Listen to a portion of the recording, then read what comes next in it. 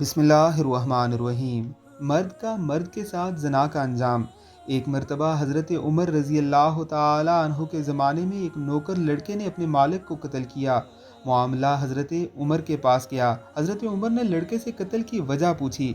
لڑکے نے کہا اس نے میرے ساتھ زیادتی کی ہے۔ حضرت عمر کے پاس یہ اس قسم کا پہلا مقدمہ تھا۔ حضرت عمر نے کیس حضرت علی کے پاس بھیجا۔ حضرت علی نے بات سن کر فرمایا آپ میرے پاس تیسرے دن آنا، آپ کا فیصلہ کروں گا۔ تیسرا دن آیا۔ حضرت علی نے فرمایا اس کی قبر کھودو۔ قبر کھودی، اس مالک کی قبر میں اس کی میت نہ تھی۔ حضرت علی نے فرمایا لڑکا سچا ہے، کیونکہ نبی پاک صلی اللہ علیہ وسلم کا فرمان اقدس ہے جو مرد مرد کے ساتھ بدفعلی کرتے ہیں اللہ تعالیٰ اس کو تیسرے دن قبر سے اٹھا کر لوط کی قوم میں ڈال دیتے ہیں۔ اللہ تعالیٰ ہم سب کو اس لعنت سے محفوظ رکھے۔